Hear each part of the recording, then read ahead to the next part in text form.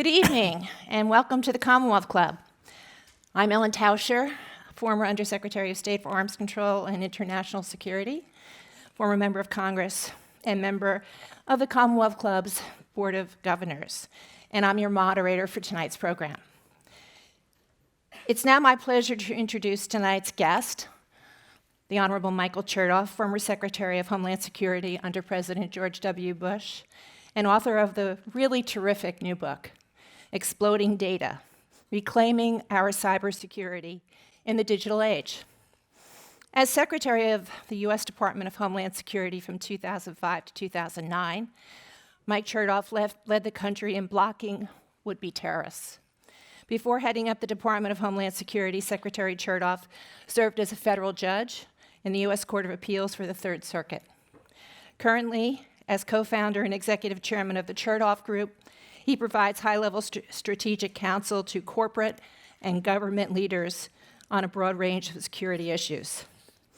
Today, we will discuss Secretary Chertoff's belief that the growth of the internet has made our greatest threats not physical, but digital.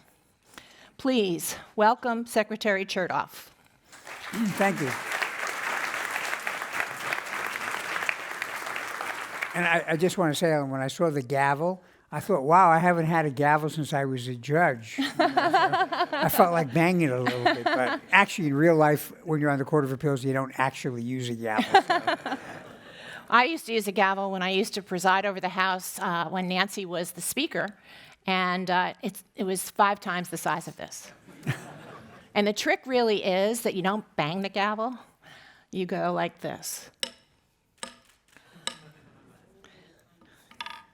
So, it's only effective if you have the look that my mother taught me, which can make Lot's wife turn into a pillar of salt. So, let's get down to our conversation, Mike. This is really a great book, Exploding Data, and I was interested in it not only because of the world we all live in. Is your data safe? You know, is Facebook really building communities, or are they just selling your data? As you know, they had the largest stock decline in the world today. And so I approached the book and wondered, you know, this is really one of these technical, sometimes really ponderous kinds of subjects. You have just done a great job of weaving in stories so that people can understand what exactly is happening and why this is such an important subject. So I've dog-eared a bunch of pages, and I just wanted to go through. You've put the world into 3 types of data: data 1.0, data 2.0, and data 3.0. Why don't you talk a little bit about how you organize this so that people can approach it, and I hope everybody is going to take this home and spend some time with it. Thank you. Well, let me say, I was trying in part to describe the fact that the technology has really outstripped the architecture of our laws and policies, and that there comes a point where you can't shove it into the old architecture anymore. You've got to say, you know, we've got to go back to the drawing board. And as I thought about it, I thought about when has this happened before? And I went back to the founding of the country and back, even before that, to England, back in the last millennium, when we first began to have a right to privacy, which later became the Fourth Amendment. And it was all about property. It was about every person's home as their castle. And all of the discussion about your right to privacy was about who could come into your house, who could take your stuff and look at it. But that's what I call 1.0. Basically, the way we generated data is we talked, we wrote things down on paper. That was basically it. Then in the 19th century, you wound up with photography and telephony. And for the first time, we were generating data not face-to-face or in handwriting or typing. And needless to say, as soon as those technologies became widespread, issues came up about whether, let's say, the government could get them and make use of them. So, for example, in photography, there's a famous case called Roberson v. Rochester Folding Box Company, which I talk about, where a young woman, her boyfriend took her picture. and then, without her consent, gave it to a flour milling company that put her photograph on the side of all of its bags of flour. So she got upset about it and she sued. And her argument was it invaded her, it caused her distress by using her image to promote something she didn't want to promote. And the reaction of the court initially was to go back to 1.0, which is to say, well, I mean, no one invaded your house. You agreed to the photograph being taken, and you're not being defamed, so it's not libel, so you don't have any claim. But eventually, what the court said is, there's something about using your image for commercial purposes that is something you ought to have some right to control, and so they created a right against misappropriation. Similar example with wiretapping. Initially, unless you actually penetrated the home or the premises that you were wiretapping, so there was a technical trespass, if you were just on the wires owned by the phone company, the courts took the attitude, you don't have any privacy right. This is conversation intercepted outside of your property. But eventually, in a case called Katz, the court said, we're missing something here. There's so much being done on the telephone now. We need to change the way we protect this. So I laid these out to indicate that the law does change, but often it requires a tipping point where finally the courts or Congress or both say, we've got to go back to the drawing board and understand what it is we're really trying to protect. So I think that that's a very interesting analogy to how to think about this, but talk about Angry Birds. Angry Birds is now reaching through into data 3.0. Correct. Because what's happening is, as we engage with any kind of app, it is now often, in a very kind of opaque fashion, collecting data about where we're going to visit sites, other things that we're doing with our device, if we're using the same device to play a game or use an app. And we're not always aware of what they're doing, or if they do make us aware by writing a 60-page disclosure statement that makes your house buying contract look like it's a comic book, you're not going to read it. And then an even more challenging issue is with respect to some applications, you don't really have a choice because effectively they're a monopoly, and if you want to participate in the interchange, you either surrender your data for all purposes or you don't play. And I think that's also an issue which I talk about in the book that we have to really start to come to grips with. And so the other thing that I found that you really highlight that causes people to stop and think is, I think most of us know about Moore's Law, which was developed by the founder of Intel, which effectively said that every 2 years, processor size will double, and then immediately everybody will move into that space, and then 2 more years later. And you said that the interesting part about this is people don't understand that there was a simultaneous growth of storage capacity. So the idea that everything you do lives on forever, really, I think people don't understand that. Well, and there were really 2 developments that I think have transformed, actually 3 developments that have transformed the way people think about even how their publicly generated data is used. One is storage capacity. We can now store everything forever. In the old days, let's say you did something in public, so people could take a photograph or whatever, but in the end, it would get lost or it wouldn't be distributed. There wasn't the ability to make a lot of use out of it. That's changed because of storage. But there's a second development. Storage would be worthless if you can't really analyze what you've stored. It's like that scene from the movie Raiders of the Lost Ark, where, in the end they take the Ark and they put it in some big government warehouse with like 10,000 boxes, and it'll never be seen again. Analytics allows you actually to make use of the stored data. So it doesn't get lost. It actually can get operationalized. And the third thing is the advent of the cloud, or a related thing about selling data. You might think that if a single individual records you, takes a photograph, you go to the store and you use your loyalty card and you buy your groceries. Yeah, there's data being collected, but it's all separate. It's in separate buckets. What you're not necessarily focused on is if it's all uploaded to the cloud the cloud provider may very well have the ability to scan all the data that comes in from all the different sources and identify things about you. Or it can be sold to a data broker who will then go out and harvest from various different sources all the data about you. So all of a sudden, this indefinitely stored and analyzed data from all these different collection devices get merged together, and now they become available for analytical purposes to whoever buys them, whoever operates the cloud platform. And I think that's what takes even what goes on in public and makes it very different now than it would have been, let's say, 30 years ago, when things in public were exposed, but they had a short shelf life, and their ability to be used was really limited by time and space. And that brings us to something that's really bothered me, and I'm sure many people, is that it's not only the data analytics of being able to aggregate a bunch of data and then analyze it and then keep it forever. It's the weaponizing of data. And that's the capricious side of all of the developments that have happened, which have goods to them. We can process things now in hospitals much more quickly, traumatic brain injuries.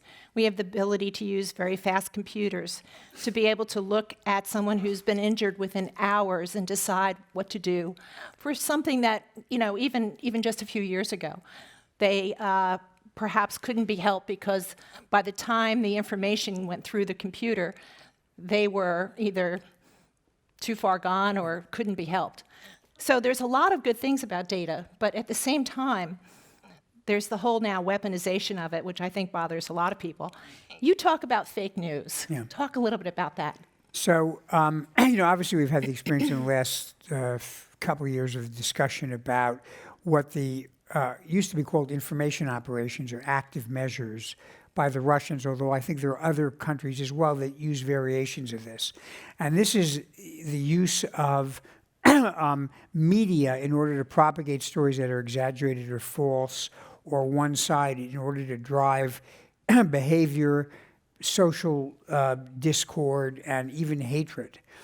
Now, I have to say, to preface, this idea is not new. If you go back 100 years to the Comintern, when the Soviet Union existed, they had a propaganda machine. Now, the tools were very primitive, and they were not particularly skilled, but the idea of using propaganda or trying to persuade people or manipulate them is not a new idea. Here's what's changed. The media is much more ubiquitous. The ability to target susceptible groups in a very efficient way allows the people who carry out active measures to be much more productive in terms of what they want to do.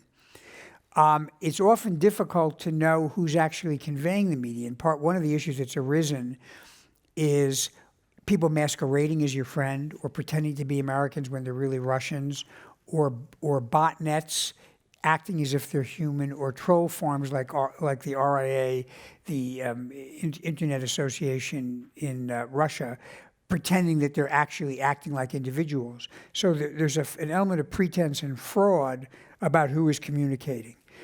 Now, we have to be careful with this because I believe in the First Amendment, and I think that the fact that something is untrue does not necessarily mean you can ban it. But at a minimum, as I say in the book, I think you can certainly require people to identify themselves honestly, indicate if it's a foreign government or foreign power, perhaps they can be required to identify themselves and maybe even be restricted because they can't affect our elections. And you may be able to do other things that signal that there's something funny about the source. But I also have to say in the end, Ellen, it's on us to pay attention. And there are many people whose attitude is, I just want to hear what makes me feel good about what I believe, and they don't care. So there's an educational process within that is part of the response to this. That's great. We have a question from someone in the audience. What do you believe Data 4.0 will be?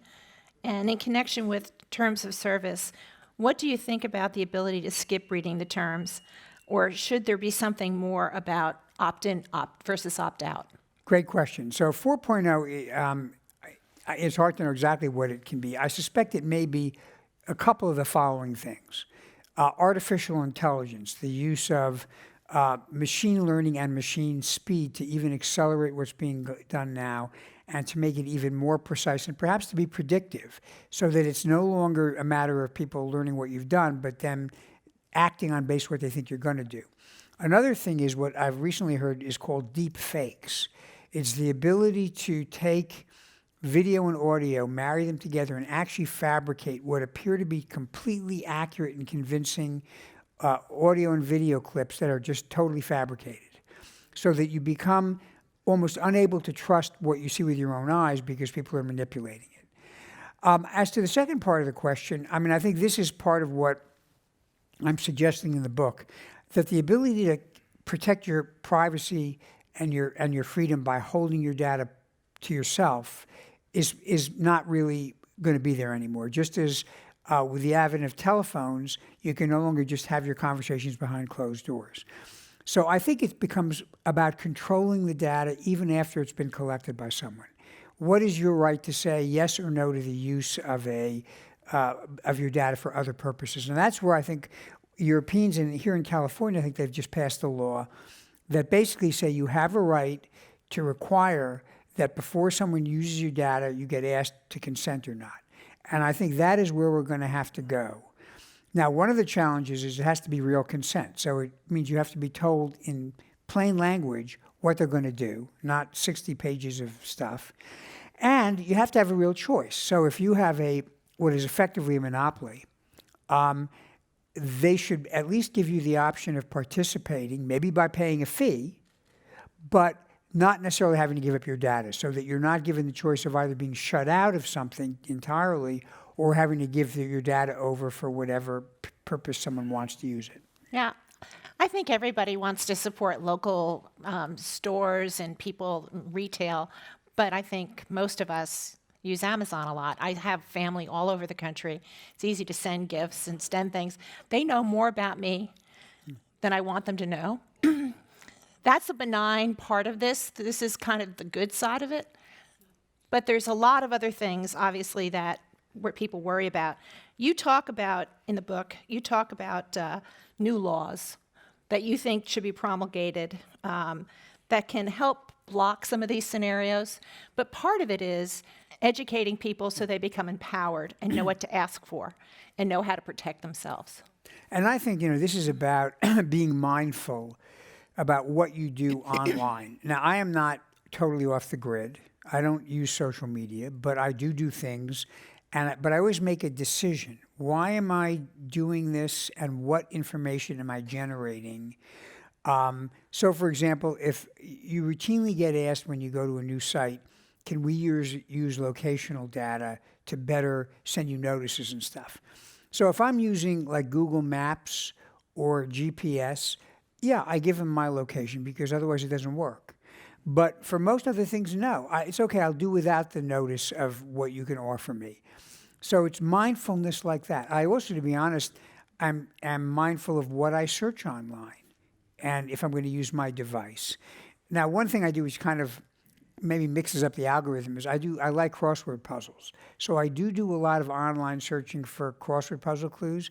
And I want to say to the machine, if you can figure out what this means, good luck. Speaking of the grid, with the grid at huge risk, why does a power system have to be connected to the internet? And maybe you can talk a little bit about SCADA. Yeah. So, I mean, we've known for some time that industrial control systems like SCADA systems that operate real stuff in the world are vulnerable. There were cases in the Ukraine in the last few years during Christmas that the lights went out for several 100,000 people because the Russians hacked into the control systems and either resulted in false readings that caused the engineers to shut them down, or they actually interfered with the operation of the system. And that issue of industrial control system security is really at the core of the kind of biggest concern people have about literally cyber warfare, cyber attacks. The short answer is a lot of this stuff should not be connected to the internet. But, for example, many of you will have in your house a thermostat you can remotely adjust when you're outside the house. That's over the internet. And you can understand there are engineers, particularly if you're dealing with a wide system, where there are a lot of different elements in the pipeline, they don't necessarily want to visit each one to take a reading and see whether everything is okay. The other problem is this. Often people think they're disconnected, but there's some part of the system that is connected that is the door to everything else. So some years ago, the Chamber of Commerce in Washington got hacked because although they had a good security system, they had a remote connection to a thermostat in another building, and that became the entry point for a foreign nation to kind of get into their data system. And when we think about the Internet of Things, Yes. that's going to be a big issue because many of these, quote, smart things really don't have any security. They use a default password like 123, or they have no capacity to update or patch. So the kinds of ransomware things we saw recently, can target them, and that becomes a problem for everything that is connected. Yeah. This is another take at the fake news piece. How can government control the distribution of fake news or foreign manipulation of our information distribution system without infringing on the First Amendment rights? Well, and that's, I think, exactly right. You can't control fake news content without censoring. And believe me, there are many people who would love to do that. In fact, the number one guy to sign up would be Putin, because the Russians believe that cyber warfare includes information they don't want to have their citizens read. So I'm very First Amendment fundamentalist on this issue. And what I say in the book is, look, I think there's some things you can do without infringing the First Amendment. I don't think there's a First Amendment right for me to pretend to be Ellen Tauscher and go to her friends. I don't think there's a First Amendment right if I'm a Russian to pretend I'm an American. I think if you're a foreign government and you want to take out an ad or you want to advocate for an election, we already have laws that have been upheld that prohibit foreigners from making those kinds of contributions. So I think you can do a lot about identifying the source of something and also preventing the use of large-scale botnets to actually artificially affect the search engine and ranking of particular things on a platform. Because again, there's no First Amendment right to promote your story by misleading or by generating something through robots. But when you get into content with some specific exceptions, we generally in this country say, though, the right answer to false content, unless it's defamatory or fraudulent, is to have more speech. In Europe, to be honest, they tend to go in the other direction. Now there's a move in Europe to go and say that certain kinds of speech ought to be outlawed, hate speech, what they call fake news. I don't know where you draw the line there. And one thing in our country, we're very skeptical about letting government have that kind of power. And it also will create a problem for platforms that are global. Right. Because if you get punished for putting a story that the Germans don't like online, it could wind up in Americans not being able to read the story, which would infringe our rights. So this is a challenging area, which is one of the reasons I highlighted it. And there's another great question here. We are often speak a lot about educating the public about cybersecurity. Is the nature of the problem more education or the incentives of individuals and corporations to do what's right? I mean, you need both. I think on the security side, there is a certain amount of education because, frankly, some of the worst hacks have been because somebody clicked on a link that turned out to have malware. And often people don't understand how you at least make a reasonable effort to assess whether something's real or not. I think in the security area as well, the institutions have to be incentivized to secure themselves. That typically gets done through the legal system one way or the other. Either it's a law or a regulation, like we have, for example, with personal identifiable information, or people get sued, like the tort system. I think on the fake news piece, that's going to be a lot of that's going to be an educational process, teaching people how to critically evaluate things. And I think honestly, this has to start in grade school. You got it. I remember when I was a kid, television was still relatively new, and there was a little bit of worry, like now they have these commercials. Are everyone going to believe that what's on the commercials is true? And eventually your parents would tell you when you were little, oh, don't believe that. A lot of that stuff is nonsense. You're not going to grow, to your adult height in 2 seconds if you eat Wonder Bread, and you would wind up then What going about to get Wheaties? yeah, Wheaties or wasn't, it Wheaties, was right. a lie? Yeah, exactly. So No. you'd get a sandwich instead of watching the commercial. So we have to start that educational process. So this is another tough question. How did we not see this coming? It's a good question. And what were the insurmountable barriers to our not seeing it coming? And since we didn't, what might we see in retrospect to get ourselves ready for the next thing? Well, that could be a whole separate book. But let me say this. I mean, I do think you got some early warning about this, but for a long time, I think there were a couple of things that tended to have people avert their eyes from the challenges. One was, I think there were just fun new technologies, and people were excited about being able to use them. And also, there was a little bit of a sense that Silicon Valley and the tech community were kind of the glamour children. It was innovation, it was disruption. And by the way, I want to say, when I grew up, disruption meant you got sent to the principal. But I know here disruption is a positive thing. But there was a little bit of like, we do good, so we're good, so you don't have to worry about us because we just want to make the world better. And between that and the excitement of playing with new things, I think that we were slow to realize some of the problems. And that's not unique to technology. I've seen this in other areas. The hardest thing is to know the next thing that's going to happen. I mean, I think the good news is, to come back to what we talked about with 4.0, on issues like artificial intelligence, face recognition, other things that might be the harbingers of new technological advances, you're starting to get people asking questions earlier about, well, what should the limits be? And I was at a thing in Austin with the folks from the IEEE, who, are the engineers who do a lot of the work on this.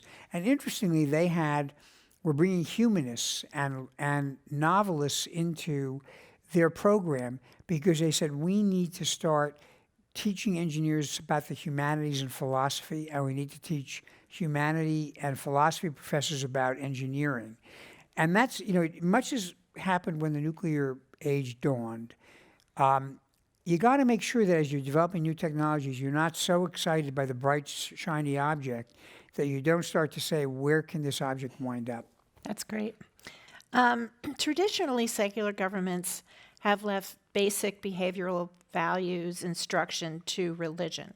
In today's complex, globalized world, should promoting universal civil peace values education be seen as a duty of governments and civil society?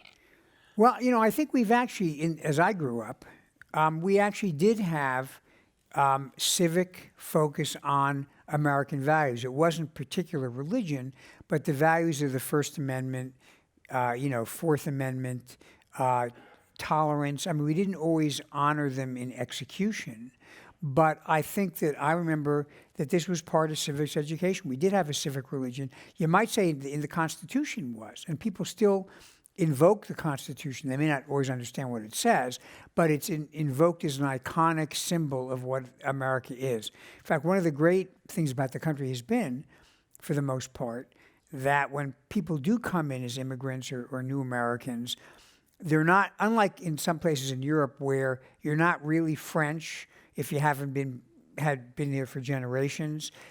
We don't measure your being an American based on your longevity of ancestors or something like that. It's based upon your willingness to embrace and be faithful to the Constitution and American values. I remember when I used to swear people in, as I did sometimes as Secretary of Homeland Security's new immigrants, I would say, you're as much an American, the day you take that oath, you are as much an American as I am or the guy whose great-great-great-grandparents came off the Mayflower.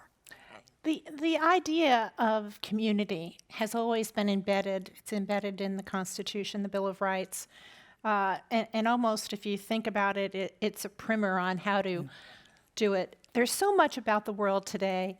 You think of terms like weaponize, and you think of another term, tribalism. We see a lot of tribalism. My dad passed away a few years ago, but he wouldn't watch anything but MSNBC because he was a yellow dog Democrat and he wanted to have people reinforce what he knew. My mother, I would have watch Fox News once a week so I would know what was going on. She was a reliable source. But there's a way of knitting together communities, and the way we live now, the way people have moved around, the whole pace of things. How do we get ourselves back to this sense of signing up to some simple premises and some simple ideals and reinforcing them with our children and in different generations, but also making sure that we don't lose touch with what has always been the best of us, including welcoming diversity and immigrants? Well, you know, I mean, a lot of people are talking about this question, and I guess, you know, I have a couple of thoughts about it. And actually, my wife does some work in this area in her work. I mean, some of it is actually what the Europeans call, in a kind of awkward word, subsidiarity. But it's about pushing decision-making in government down to the lowest level that you can comfortably make a decision in. So obviously with national security, that's a federal issue. But if you get into towns and states, generally you get a lot less of this kind of dysfunctionality because, you know, when you're on the local school board, you have to look your parents in the eye when you go to the grocery store. And if you're not delivering, you're going to hear about it. So I think, you know, reinvigorating localism and federalism, not in a negative way, but as a way of creating stronger bonds, I think is important as well. And of course, that also means, you know, we've lost some of the community organizations we used to have, whether we're religious or not. There's that bowling alone phenomenon, right, which I think is also contributed to a little bit of the sense of tribalism. Oddly, the internet originally, I remember, people thought, oh, this is going to actually form community because, you know, your kids are going to be communicating with kids in other parts of the world. They're going to learn we have a lot alike. I think what was maybe misunderstood or misjudged was that for a lot of people, when they can communicate with anybody, they want to gravitate to people who believe what they believe, and it becomes a mutually reinforcing loop, which actually embeds people even more firmly into their own prejudices. I say one other thing. I think maybe something that was lost when we eliminated national service was the idea that you would go in and you would spend a couple of years with people who are a lot different than you, but who are working with you in a common effort. And one thing which I've talked to people about, you know, there's a generation of young folks, I mean, not that young, they're like 30s and 40s, who served in the military. They went in after 9/11, and they're now beginning to talk about getting involved in the political process. And I say amen to that. They worked with people from a wide variety of different backgrounds. They worked with people when they were, like, say, in Iraq and Afghanistan. They had locals who they worked with. They understand them as human beings, and they're also patriotic, and they've seen a bit of the world. And so I'm hopeful that there's a generation rising that will have immunity against some of these kind of very insular attitudes. Yeah, I always believed when I was in the Congress that community service, we had to broaden the aperture and the description of it. And it was a lifetime opportunity, not just to, of course, military service is laudable and wonderful, but, you know, it could be reading to children. It could be many, many different things. It could be local. It could be, obviously, the Peace Corps. But, you know, there should be a sense of obligation and a sense that sometime in your life, no matter whether you're young and you have the time, or maybe you don't have the time until you're old like me, where you can go and do things that are going to really give back to your community. Everyone should want that and want communities to thrive. And I think we've become more balkanized, unfortunately, than we really should. Let's talk about propaganda and data manipulation in the last election. What do you think we have to be looking out for in the November election, which is 14 weeks away? Yeah. So I do think, as Director of National Intelligence Coach said, that the Russians will attempt to affect elections. Now, this is not a single national election, So they don't have to affect everything. They're probably going to be able to figure out using analytics, maybe some stolen analytics, what maybe the 30, 40, 50 key races are. And then you could see several things. There could be some attempt to interfere with the actual mechanics of the election. I think it's actually rather tough to change votes. But you could do things like make it difficult to determine who's registered and who's not registered. In some years back, I think in 2014 in the Ukraine, they tried to hack into a media outlet in order to get a false report of the results. They knew in the end there'd be an accurate count, but they thought this would create confusion. I think the more likely issues are efforts to just undermine turnout and undermine confidence in the result by doing things that either interfere with the ability of people to get to the polls, maybe you knock the power out or you do something to kind of mess up with the kind of mechanics of the voting system. But more than that, just an intensification of the fake news stuff and the effort to drive social division. And by the way, it's not just at election time. I mean, they have attempted to foment civil disorder by encouraging, right-wing and left-wing groups to go and demonstrate and rev them up. And then they even have the ability then to actually interfere with the police response by hacking into their ability to communicate and things like this. So I do think we need to be mindful of this element of manipulation. And again, just to put it in context, back in the 60s, when the Soviet Union existed, they used to try to do the same thing too. They did embed people in various left-wing political groups to try to generate violence. But again, it was not scalable, and it was rather crude. But if you've watched the Americans, you know it's not new. But again, the scale is much greater. So most people don't understand that elections, even national elections, are run on the county level. Yeah. And it is a disastrous patchwork quilt, depending on who had the money, who cared, who didn't care. You've got this and that. Even inside of counties, you've got, in different communities, different ways of voting. In the West, Oregon is completely vote by mail now. Increasingly in the Bay Area, most people vote by mail. So the idea of getting challenged when you go to vote physically doesn't happen.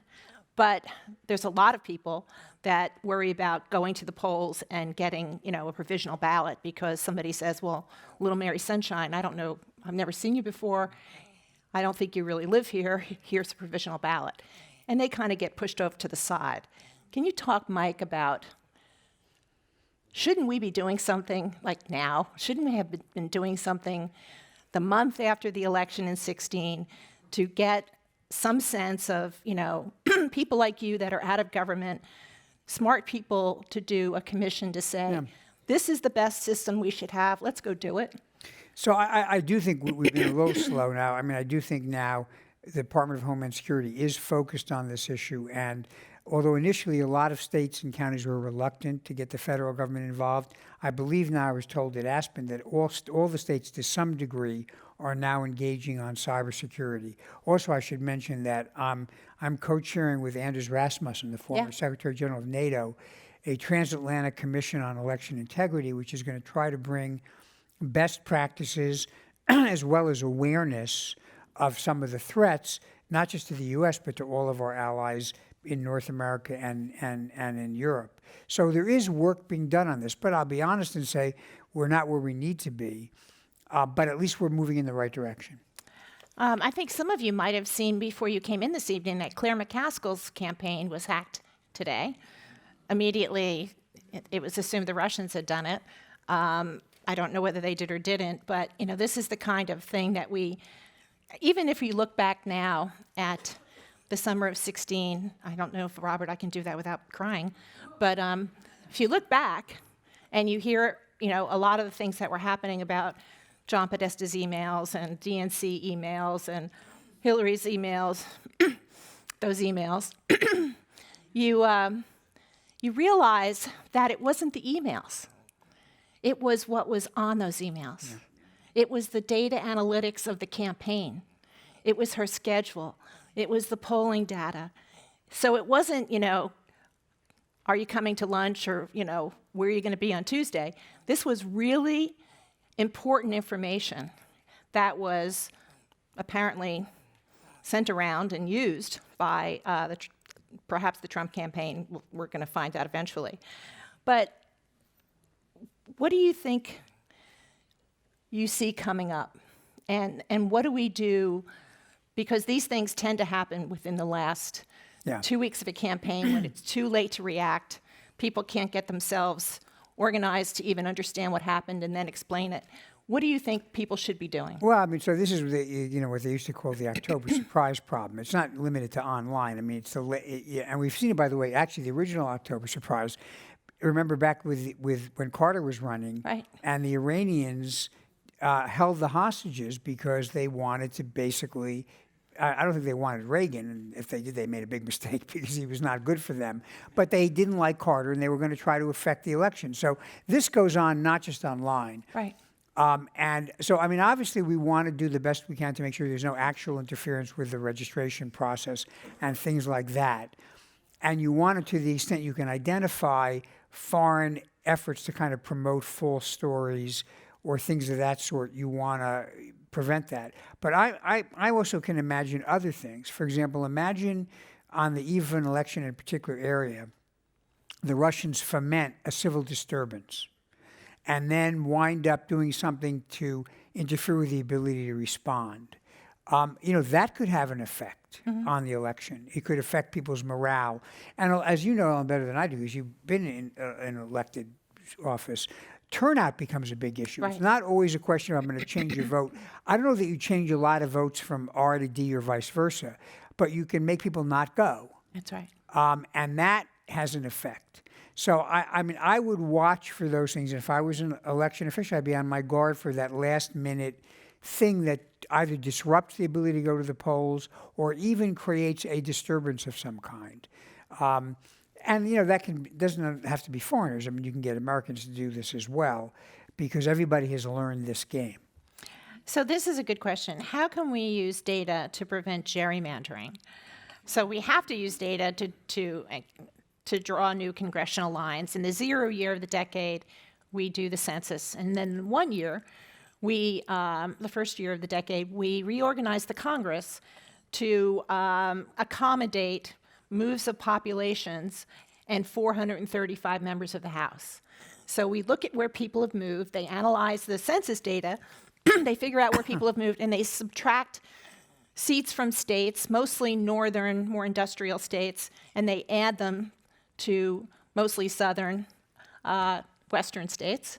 And then they redistrict them, they draw the lines to accommodate the influx of population. So that's how you use data to do redistricting. Gerrymandering is another issue. And, what do you think about? I actually think that there's, unfortunately, I think that the use of data analytics makes it easier to gerrymander. That's right. Because if you're drawing a district, you've seen these pictures like weird districts that look like some Snakes. Animal from outer space. Now you could really almost get down block by block to see where people are disposed to vote, and you could draw a district so you take, most of your people that from the other party and shove them in one district, and then It's the called other hacking. right, and then the other districts, you have more favorable to your party. So I actually think there's a bigger problem. The solution here actually turns out not to be data, but I think there's got to be a formula for drawing districts based on coherent geography rather than population. And that probably means doing what I think they have in California, which is Right. to have an independent commission, Right. as opposed to having something where politically interested parties get involved in drawing the lines. Yeah, the case law in California is part of the national case law, but it's called communities of interest. And people move for lots of reasons. They move for their jobs, they move to be closer to family, but people also tend to move because they find the people in a certain place to be like them. And so it's not surprising if you look at a map, if you look at a color map, red and blue, it is not pixelated.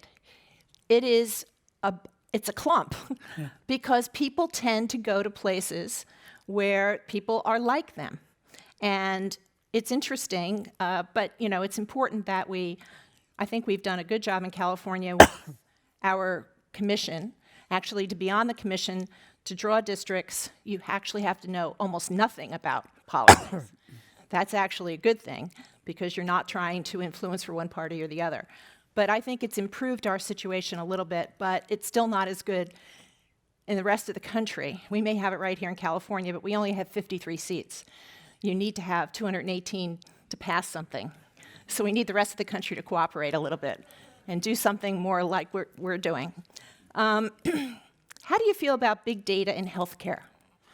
And is optimizing data efficiency the right thing we should be doing, or should we be concerned about an unauthorized breach and commercialization of our private data? So I think, again, this is an area where there were some real pluses and some minuses. I mean, I think that there are things that can be done in healthcare with monitoring, with remote ability to help treat people over a distance rapidly.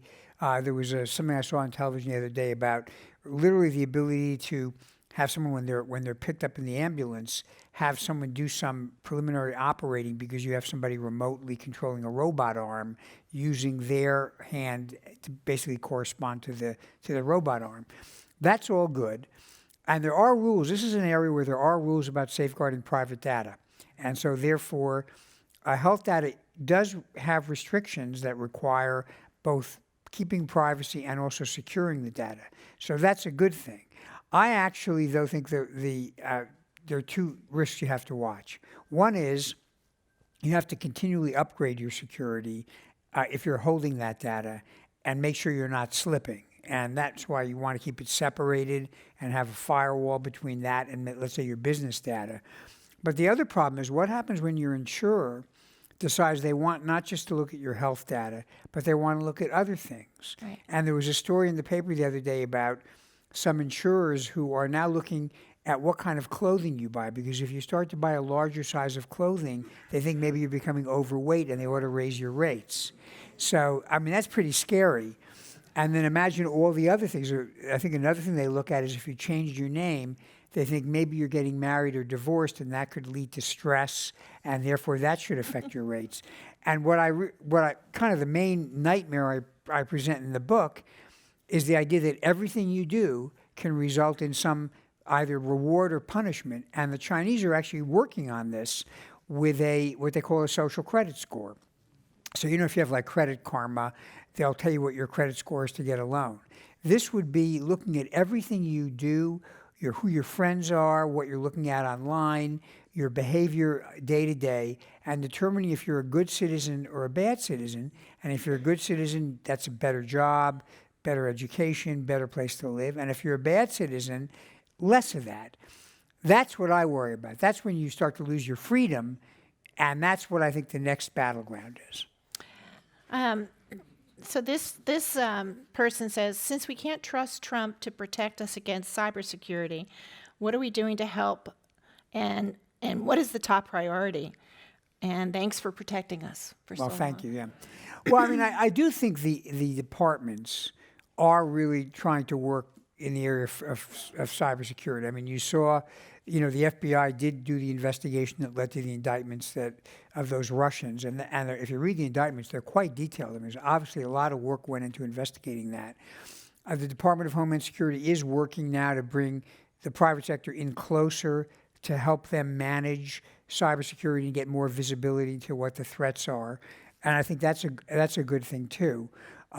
And I think actually some of the agencies are also looking at making sure we do a better job of securing our supply chain. There's a controversy arising now because some of the chips that are made in other parts of the world may have backdoors in them, and therefore you don't want to put them in critical infrastructure. So I do think, but this is also a game where the private sector has the major role because most of the assets are in private hands. And so the private sector has to invest, has to ask critical questions about who their suppliers are and who's doing engaging on their network to make sure it's secure. And they have to train their people not to do the kinds of things that often result in downloading malicious tools onto your network. So globalization and trade are constantly being talked about these days. And in many ways, they are used fungibly, and the truth is that lots of people are hurt in the workplace by globalization, by jobs moving offshore. But trade is interesting because we have 4% of the world's population. We need access to the other 96 in order to sell our goods. We actually didn't have a lot of tariffs until recently. Tariff is a tax, by the way. And so what do we do about the data issues about this? And what about companies like ZTE, where we have real concerns about who they are, what they're doing, and these trapdoor issues? Yeah. So we first of all, on the technical side, the U.S. has done very well out of the tech revolution, to the point that actually a lot of countries sometimes use their privacy laws a little bit to kind of handicap American companies, or they drive towards data localization. There are requirements that you hold the data on the country's citizens in that country, which is a way basically of fragmenting the global reach of American companies. So there is, we have definitely done well out of the global reach of data. And to be honest, to have the internet work optimally, you do have to have a globally more or less seamless set of rules, because if you have a lot of fragmented rules, you don't have an internet, you have many internets. So I do think we benefit from that. We do need to, however, to recognize that countries do have an interest in protecting the privacy of their citizens. And I think part of what we're talking about now is how do you, at least with respect to countries of a similar value system, democratic countries, how do we synchronize a way to have a kind of a common picture of what the rules are that govern data and what the rules of the road ought to be, so we don't wind up with conflicting situations in terms of how we manage the data. So I think that that's going to continue to be a big thing. Now, I don't believe in tariffs, and I think on balance, free trade is good for the country, although it doesn't always evenly spread winners and losers sometimes, and we need to consider how to compensate with that. But there is an area, though, where I think the administration's been correct. The Chinese, in particular, have been very adamant about trying to get our intellectual property. They steal it. Right, they steal it. They've been either stealing it online, they use spies to steal it. Espionage. Espionage. There was a report that came out just a couple of days ago, I think, from the counterintelligence folks in the United States government. And there you do have to worry about Chinese companies buying the technology either directly or by acquiring companies or by getting into that supply chain, as we talked about. So, we need to make it clear to the Chinese that if they're not willing to let commerce work without interfering with it, that is going to become a handicap for them, and they're going to pay a price in terms of people's willingness to trust their systems. They're going to have to play by the rules. Correct. That's correct. Do you have an opinion, and this is more of an elaboration on things we've just been talking about, do you have an opinion as to whether content on the internet should be regulated? And if so, who would be responsible for the regulation? The government, as in law enforcement of the laws, or a web provider like Google? What do you think? And can you talk a little bit about GDPR, which is the EU's data privacy? So to begin with GDPR is their effort to do what I've suggested I think we need to do, which is to control the data even after it's been collected. And it's a little bureaucratic as in the way they implement it, but their basic concept makes sense, which is before someone can use your data for a purpose other than that which is the obvious reason you've turned it over, they have to get your permission. And it's got to be like in plain language. It can't be like 60 pages.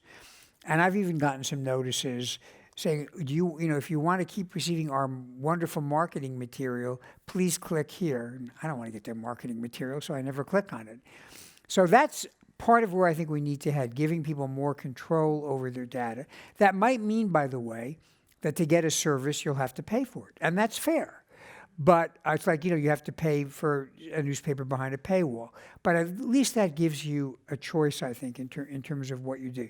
I am, as I said earlier, not a fan of content regulation, except for narrow issues like defamatory material, things involving children are a separate category. And I'm not a fan precisely because who's going to do the regulating?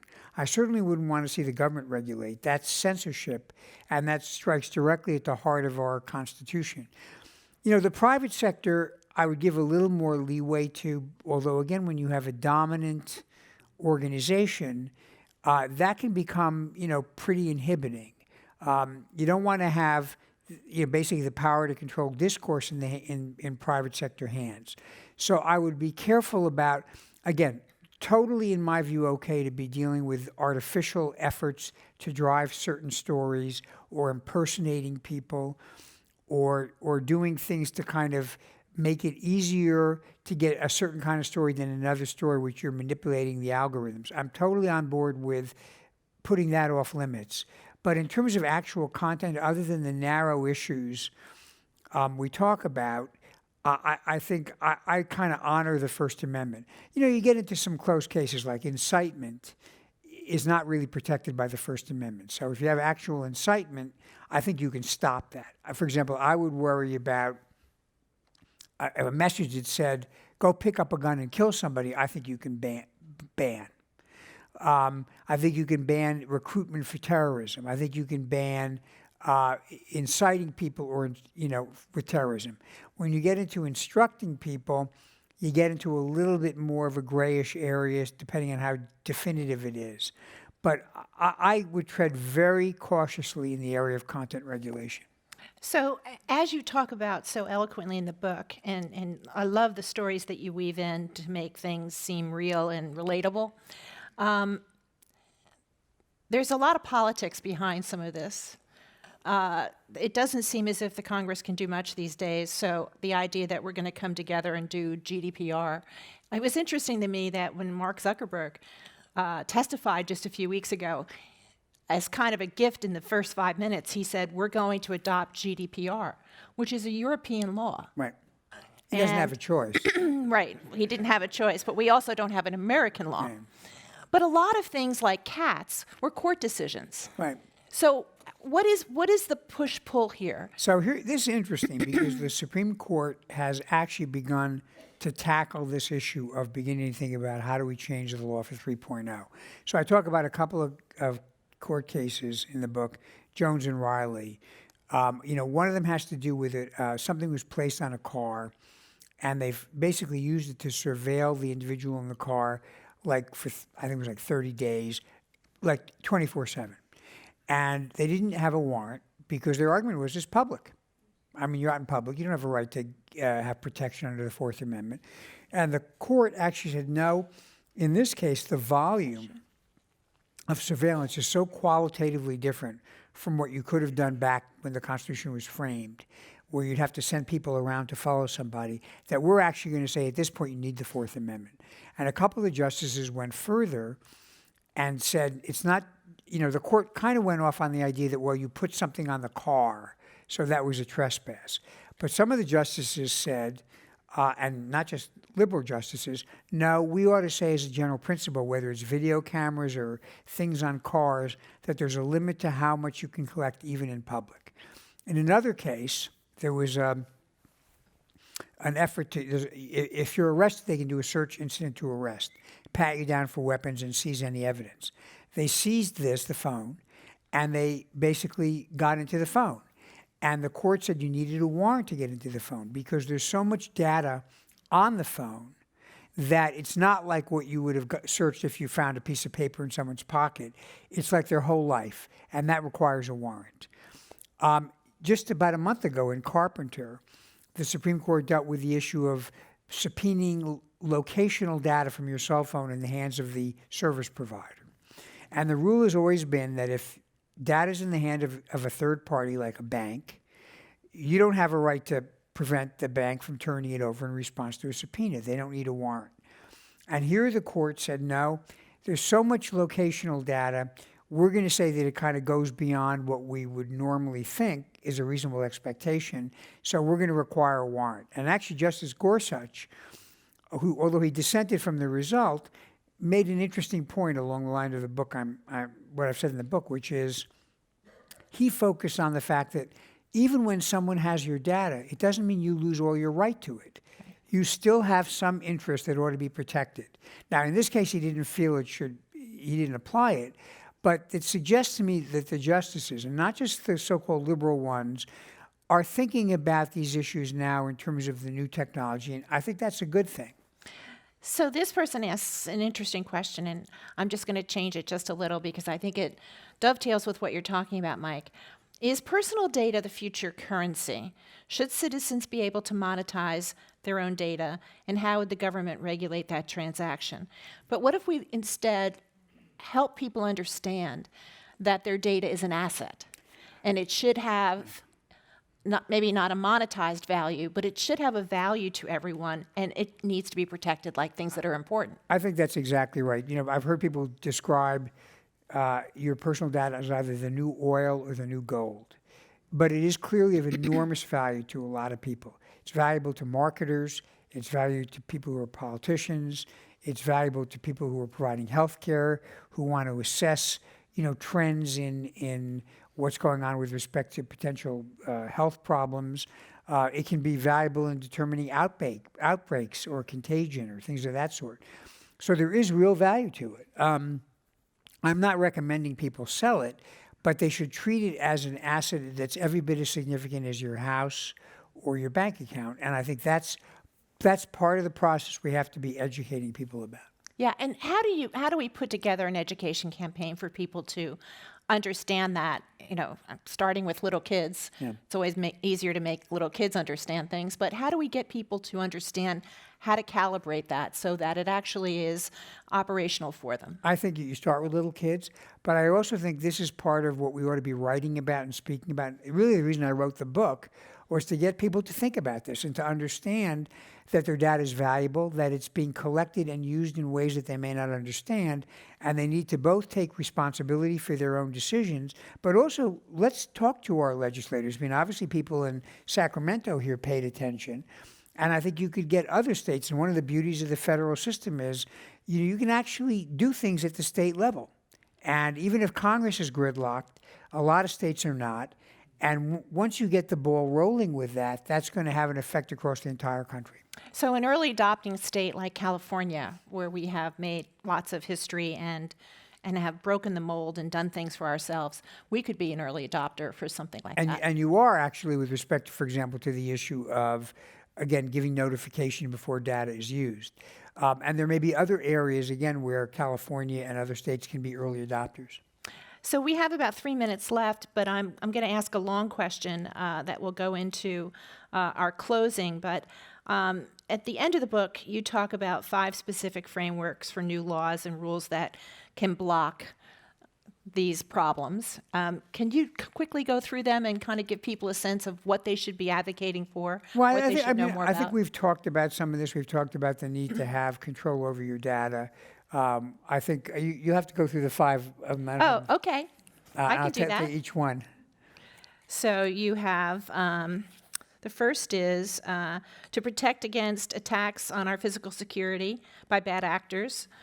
2 is... And that means really embedding standards about cybersecurity and creating legal incentives that reward people who secure their data, and also people who don't secure their data wind up getting held liable. Well, a subset of that is, we have become enormously defensive.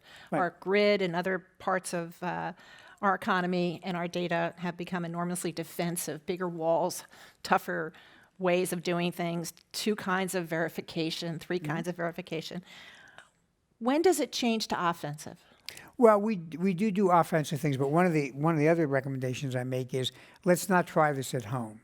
I mean, the government has a role to play with offensive cyber activity, but having the private sector do it is a great way to start a war or to damage innocent people. So other than under strict supervision by the government, for certain contractors, I would be very much against the idea that we take matters into our own hands. So that was number 2. Third is avoid fragmentation of the internet.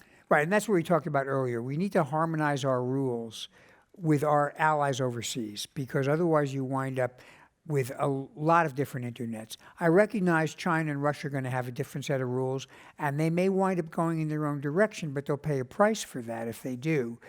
We want to make sure we don't pay that price.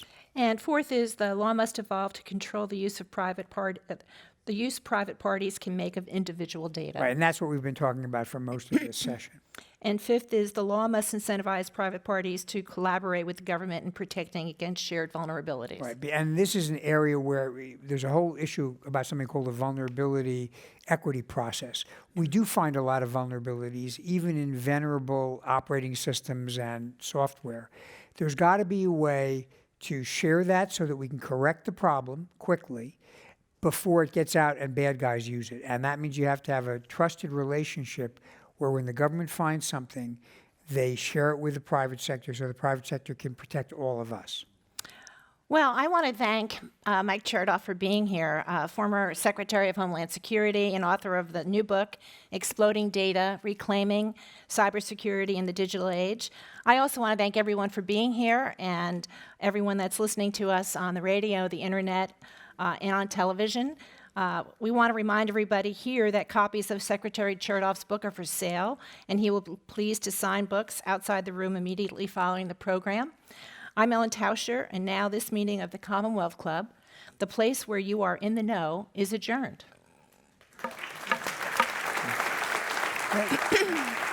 Wasn't that fast?